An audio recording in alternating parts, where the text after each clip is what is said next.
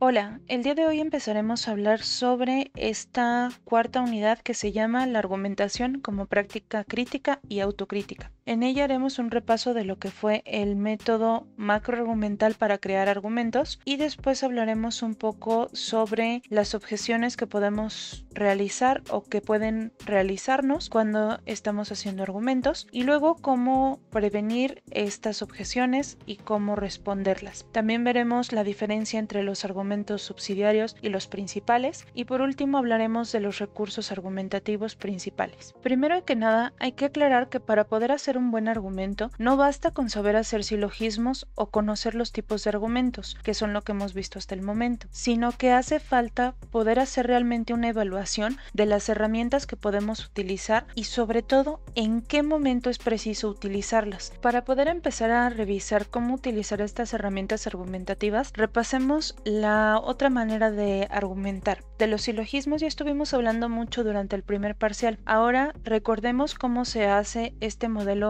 que creó Stephen Toulmin, que es el modelo macroargumental. Este modelo tiene la importante característica de que presenta una relación de los argumentos con justificaciones legítimas, es decir, justificaciones bien realizadas e informadas de las aseveraciones, que se presuponen al establecer que una conclusión es correcta. Para entender de una mejor manera el modelo macroargumental, hay que poner como punto de partida que existe una aseveración. Esta aseveración establece la conclusión deseada del argumento y constituye aquello que intentamos comunicar y fundamentar. Para esto se requiere que haya una estructura completa de diversos elementos, los cuales mostramos en este esquema. Partimos entonces siempre de una aseveración, por eso lo ponemos como lo principal. Después de eso tenemos dos elementos que son igualmente importantes, los datos y la garantía, de los cuales hablaremos a continuación. Y después, de ser necesario, añadimos estos otros tres elementos que nos sirven como complemento para los argumentos, que serían las condiciones de refutación, los modalizadores y los respaldos. Sobre todo los últimos son importantísimos también, como veremos más adelante. Ahora hablaremos un poco más a detalle de cada uno de estos elementos. Los datos, también conocido como base, es toda la información que permite establecer un argumento.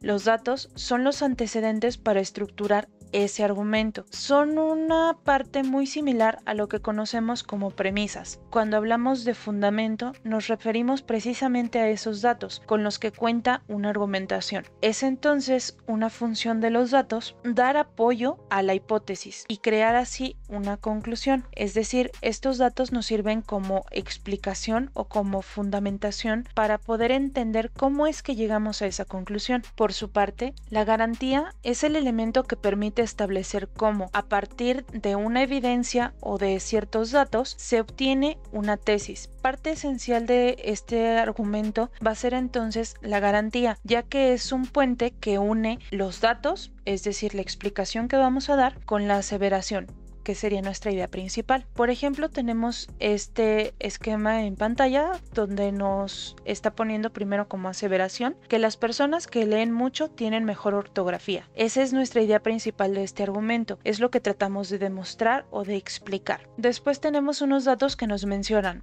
porque al ver cómo se escribe correctamente una palabra, puedes mejorar cómo la escribes. Para establecer una correcta garantía, podríamos decir entonces, cuando ves cómo se escriben correctamente las palabras, puedes cambiar la manera en la que las escribes. Cuando lees, ves las palabras bien escritas, así que leer mucho te puede ayudar a mejorar tu ortografía. De esta manera entonces estamos relacionando lo que dijimos en la aseveración con los datos de una manera coherente, formando un párrafo bien estructurado que nos permita comunicarnos de una manera ágil. Vayamos al siguiente elemento, los respaldos. Se trata de estudios científicos, estadísticas, pruebas, testigos, testimonios, ejemplos, citas de expertos, referencias, fotografías, etc. Todo lo que nos sirva como medios de prueba para dar credibilidad al argumento y a quien lo crea. Es decir, estos respaldos sirven en dos maneras principales. Uno, para que se crea mejor lo que estamos hablando y dos, para dar ese sentido de credibilidad a la persona que hace el argumento, para justificar que esa persona conoce del tema y que sabe de lo que está hablando y que además esta expertise o este conocimiento que tiene esa persona lo valida ayudan para poder hablar de ese tema y poder tener un grado de certeza en lo que esa persona está mencionando. Los respaldos son una parte muy importante de los argumentos porque nos permiten entonces establecer de una manera un poco más creíble por qué debemos de confiar en ese argumento. Stephen Toulmin proponía una manera de formular el respaldo basado en 4 etapas. Primero, idear posibles soluciones para el problema. El respaldo, como les mencionaba, nos sirve entonces para reforzar nuestro argumento. Si necesitamos un refuerzo, quiere decir que hay algo de lo que no estamos del todo seguros o que tiene un punto que se puede dudar de él. Entonces, lo primero que hay que hacer es, obviamente, identificar ese punto de duda. Y segundo, tratar de formular posibles soluciones para resolver ese problema. Segunda etapa, buscar sustento para esas posibles soluciones, para esas aseveraciones. Lo que vamos a hacer es entonces buscar todos estos medios de prueba que nos digan por qué no debemos de dudar de ese argumento. En la tercera etapa se trata de realizar un análisis y discriminación o separación de las posibles soluciones tomando en cuenta la investigación que realizamos. O sea, en la primera etapa vamos a pensar en todas las maneras de solucionar el problema que tiene el argumento. En la segunda etapa vamos a investigar realmente qué pasa con esas posibles soluciones. Y en la tercera etapa separamos las soluciones que no nos sirvan de las que sí, dependiendo de la investigación que realizamos en la etapa 2. En la etapa 4 se trata entonces de descartar las alternativas y todos los datos que hayamos investigado, pero que no sean necesarios para el caso en concreto, para preparar entonces respaldos que sean efectivos de acuerdo al contexto en el que nos vamos a presentar, tanto de manera externa como también prepararnos de acuerdo al contexto interno del argumento en particular. De esta manera, realizando estas 4 etapas, entonces vamos puliendo la investigación y los datos que vamos a presentar dentro de nuestro argumento, de tal manera que presentamos respaldos que sean correctos para el momento y para el objetivo que tengamos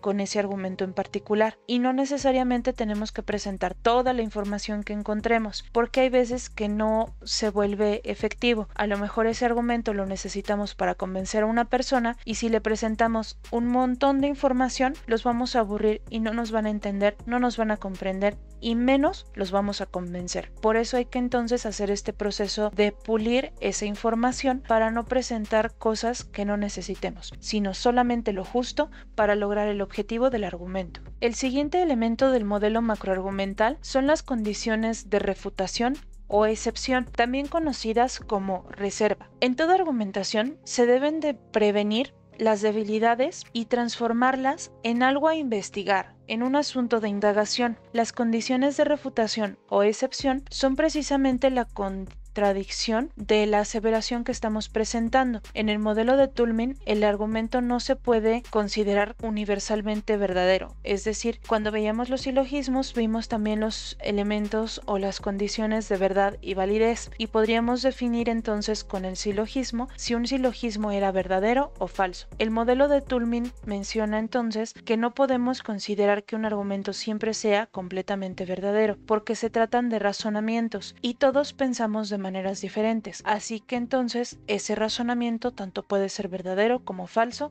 dependiendo de cómo lo presentemos. Entonces no son ni 100% una cosa ni 100% la otra, sino que son entonces razonamientos que presentan elementos claves y que pueden tener estas debilidades como las condiciones de refutación. Entonces hay que tomarlas en cuenta para poder presentar un argumento fortalecido que entienda sus limitaciones y se prepare para poder enfrentarlas. En pocas palabras, se trata de tener un plan B, de prepararnos para las cosas que puedan salir mal con este argumento al momento de presentarlo a un público o a un receptor, y que tratemos de resolver cómo vamos a contestar si es que hay dudas o cómo vamos a responderle a una persona que vaya en contra de la idea que queremos presentar. Y el último elemento son los matizadores modales o modalizadores. Estos modalizadores tienen la función función de especificar el grado de certeza, es decir, la fuerza que tenemos en la tesis o en la aseveración, así como los términos y condiciones que la limitan. Se trata entonces de esas palabras que nos establecen que algunas conclusiones pueden ser probables, posibles o presumibles, es decir, que tenemos ciertas probabilidades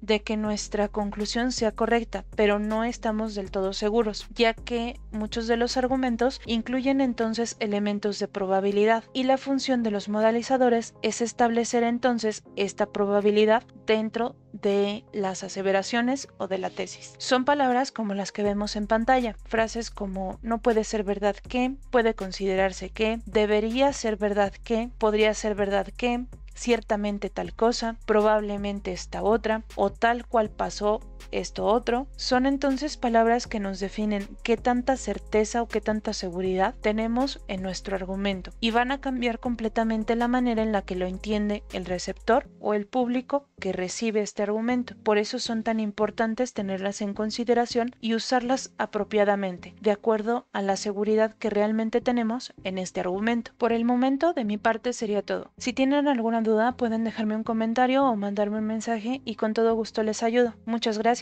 y hasta luego.